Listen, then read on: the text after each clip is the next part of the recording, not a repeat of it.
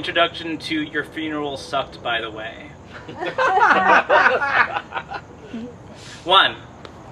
First of all, we need to talk about sea turtles. They lay about 100 eggs at a time, and on average, 1 egg survives to adulthood.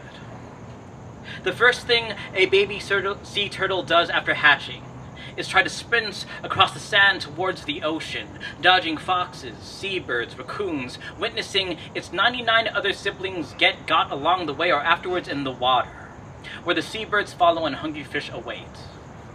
That's just life, according to nature. But there's also pollution, because plastic bags look a lot like edible jellyfish to a sea turtle, for example. And there's also light pollution, which can lure turtles away from the water and onto highways. There's also oil spills, climate change, and then there's poachers, whose black market connections bank on the fact that 6 out of the 7 sea turtle species are endangered. Which brings me to point number 2. On December 9, 1914, Hildegard of Leocadia Georgina Hermenegilda Maria del Pilar Rodriguez Caballero was born. 2 years later, she could read. And 2 years after that, she could type and play the piano. By the time Hildegard was 10, she achieved fluency in Spanish, German, French, and English, enrolled in law school at 13 and a half, and taught university courses as a professor by 18. Hildegard's father is a matter of some speculation. Her mother, Aurora, was amongst other things a eugenicist, who conceived her daughter as an experiment to create the woman of the future, preconfiguring every aspect of her educational development and removing any possibility for distraction or deviation from that goal. As Hildegard achieved international fame as a child genius and political activist of the early 20th century, Aurora considered her method successful. Once Hildegard's political beliefs and desire for more independence diverged from her mother's wishes, her mother killed her, shooting her 4 times while she slept. After she was taken into custody and asked why she murdered her daughter, Aurora said, "El escultor, tras descubrir en las mínima imperfección en su obra, la destruye."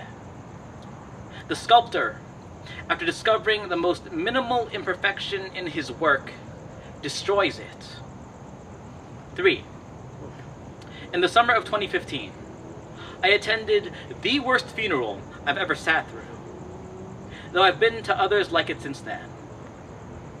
It changed the way I thought on such a fundamental level that I've been searching for ways to describe it ever since.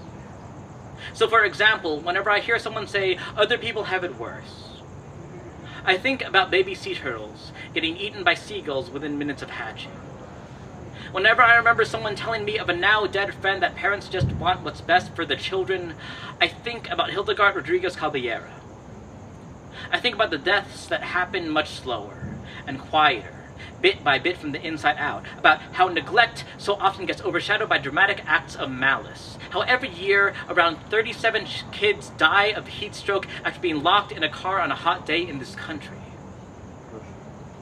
I think about how whatever doesn't kill you makes you stronger, and God will never give you more than you can handle, and good vibes only, and souls are reincarnated into families that will teach us lessons we have not learned in our previous lives according to our karma, and happiness is a choice, and no one can love you until you love yourself, and everything happens for a reason. I think about oil spills. How the stuff that's fueled so much of the world they've built also contaminates and destroys the one we could have had. I think about light pollution as a concept, as a phrase, as a possible synonym for toxic positivity, as a more evocative term for describing the phenomenon of spiritual bypassing, how all those sources of artificial light are so harsh and pervasive in their totalitarian glow that they blind more than they truly illuminate, how they waste our energy, rob us of rest, lure and mislead us, mislead the desperate into danger, wash out the stars above us, scrub dreams from the night, spill dead channel static onto our tired eyes.